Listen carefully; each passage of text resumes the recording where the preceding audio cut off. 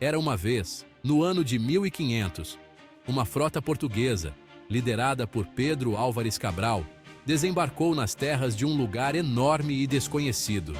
Eles batizaram de Ilha de Vera Cruz, acreditando ser uma ilha. Mal sabiam eles que tinham colocado os pés em um novo continente, um que mudaria para sempre o curso da história. Era o início do Brasil colônia, um período que duraria mais de 3 séculos. Desde o começo, os portugueses ficaram de olho nos recursos naturais abundantes do Brasil. O pau-brasil, muito valorizado por sua tinta vermelha, se tornou um dos primeiros produtos a ser exportado. Os indígenas, que já habitavam essa terra há séculos, foram inseridos no comércio. No entanto, esse encontro seria devastador para eles. As doenças trazidas da Europa acabaram com boa parte da população indígena. Seu modo de vida, sua cultura e sua própria existência foram ameaçados.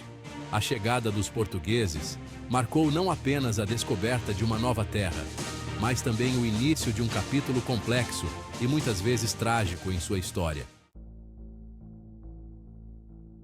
Em 1534, a coroa portuguesa implementou o sistema de capitanias hereditárias para administrar e colonizar seu vasto território recém-descoberto. Este sistema dividiu o Brasil em 15 faixas de terra, concedidas a donatários, que ficaram responsáveis por seu desenvolvimento e governo. Esses donatários receberam enorme poder sobre suas capitanias. Eles podiam distribuir terras, cobrar impostos e até mesmo aplicar a justiça. O sistema, entretanto, era cheio de desafios.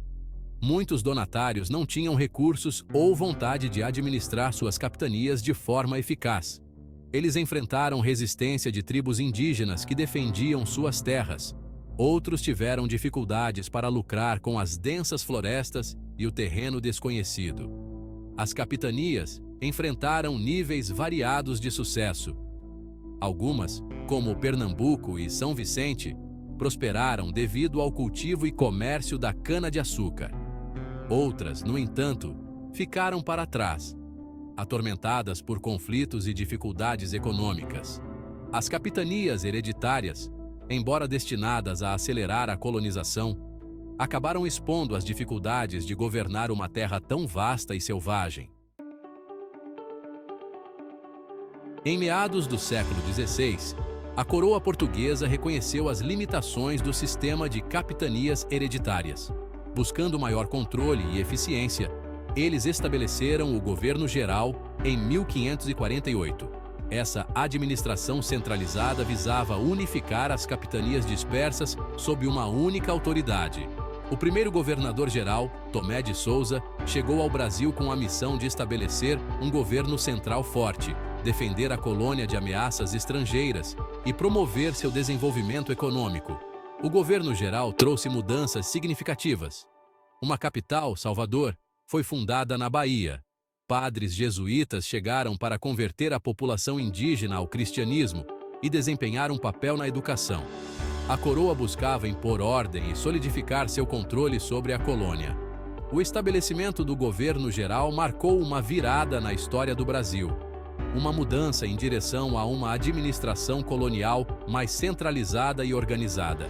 Embora os desafios permanecessem, esse novo sistema abriu caminho para a expansão do controle português e o crescimento de uma identidade brasileira mais unificada.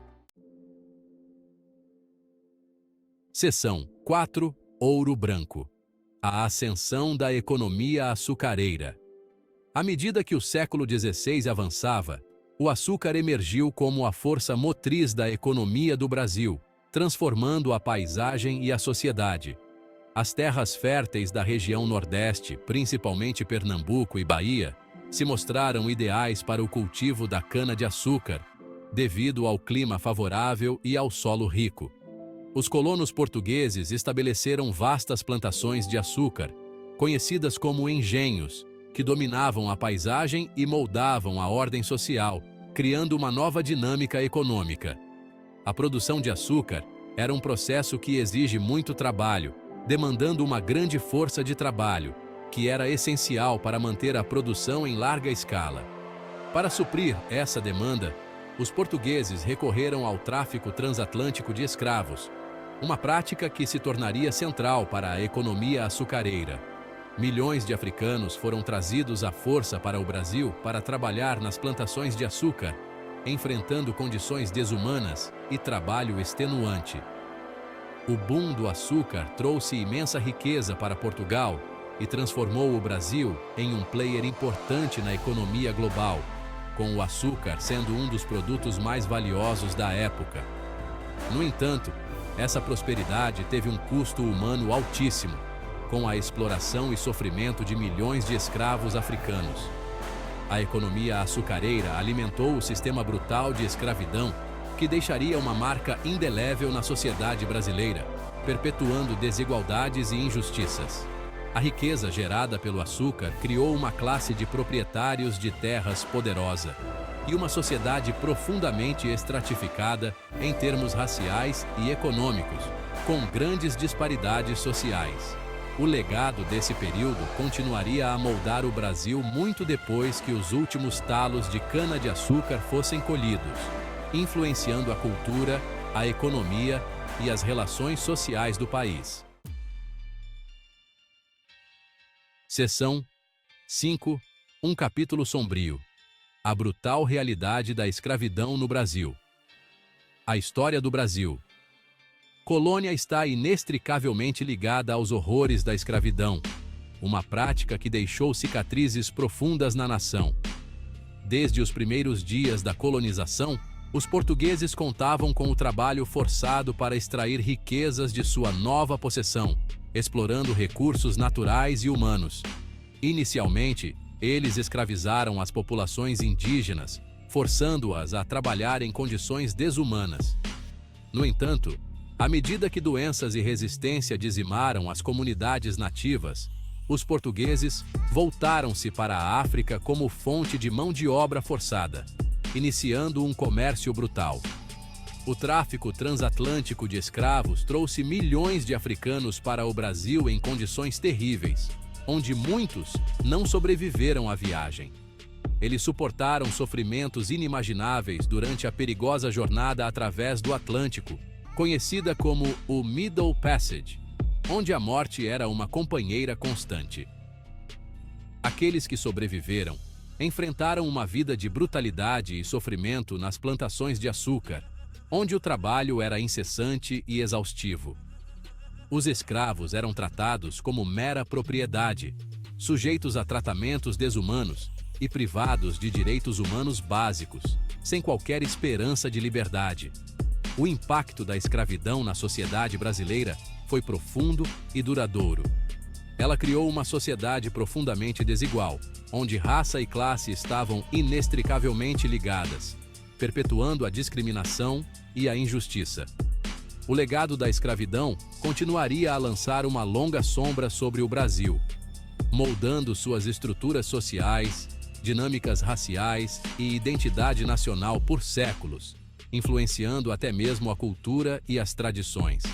A luta por igualdade e justiça para os afro-brasileiros continua sendo uma luta constante até hoje, refletindo a necessidade de reconhecer e reparar os erros do passado. Seção 6. Febre do ouro. Riquezas e transformação em Minas Gerais.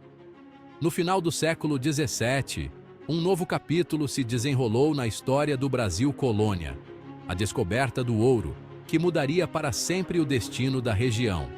No interior acidentado do que hoje é Minas Gerais, bandeirantes, exploradores e caçadores de fortunas tropeçaram em vastos depósitos de ouro, iniciando uma era de exploração intensa. A notícia se espalhou como fogo, desencadeando uma corrida do ouro que transformaria a colônia de maneira irreversível. Pessoas de todas as esferas da vida, de Portugal e de outros lugares, migraram para as minas de ouro em busca de riquezas, trazendo consigo sonhos e esperanças. Cidades surgiram da noite para o dia e a região antes pouco povoada se tornou um centro de atividades frenéticas e desenvolvimento rápido.